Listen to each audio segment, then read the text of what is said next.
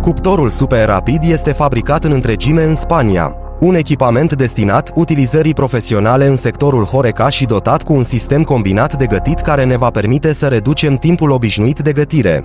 Designul acestui cuptor este gândit până la cel mai mic detaliu, iar dimensiunile reduse îl fac ideal pentru instalare în orice unitate unde utilizarea spațiului este importantă.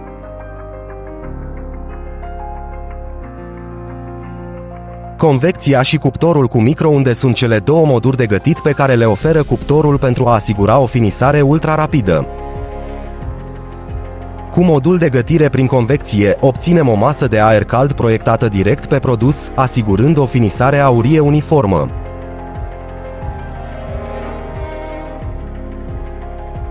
Cuptorul cu microunde.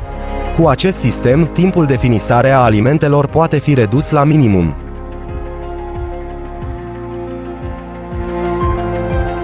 Cuptorul super rapid are un sistem de răcire ciclonic și, în plus, camera interioară dispune de un sistem de filtrare a aerului, care permite evitarea instalării oricărui alt tip de hotă pentru extragerea fumului. Pe de altă parte, acest cuptor are posibilitatea de conectivitate prin port USB, care ne permite să gestionăm fișiere precum rețete sau actualizări.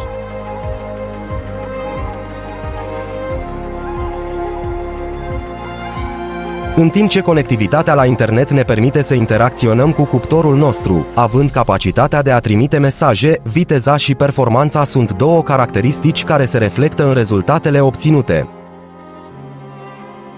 O porție de cartofi prăjiți gata în 180 de secunde, o felie de pizza gata în 60 de secunde, o porție de somon proaspăt gata în 75 de secunde, o lipie cu pui gata în 75 de secunde, un sandwich cu șuncă și brânză gata în 55 de secunde, fâșii de bacon gata în 100 de secunde. Ecranul tactil intuitiv, care integrează cuptorul, permite utilizatorului să controleze echipamentul într-un mod foarte simplu. Acces rapid la rețetele preferate sau cele mai utilizate. Clasificarea rețetelor după caracteristicile lor începe rapid la crearea de noi rețete. Caracteristica de întreținere menține întotdeauna temperatura ideală în cuptor pentru a găti orice tip de rețetă. Funcția de configurare a rețetei.